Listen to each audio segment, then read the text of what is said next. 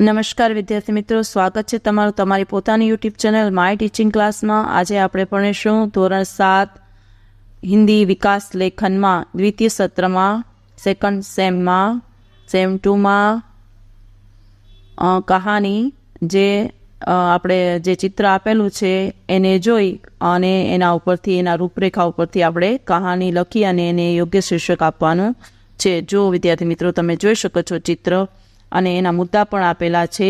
ચાલો આપણે એને નામ આપીએ सफलता का रहस्य। जो लखो, एक राजा था, वह बहुत ही पराक्रमी था, लेकिन उसके पास एक अधिक सैन्य एवं बल न था। पड़ोसी राजा ने उसकी इस कमजोरी का फायदा उठाया। उसने राजा पर हमला कर दिया। लड़ाई में राजा हार गया और उसे अपने राजपाट से हाथ धोना पड़ा।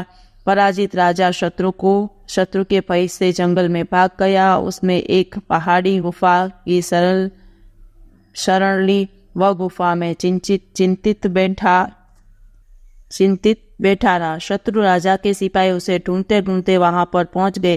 वे गुफा के पास पहुंचे उसके पहले ही राजा उस गुफा में अंदर चले गए। कई दिन बीत जाने के बाद गुफा के द्वार पर मकड़ी ने जाले बुन दिए।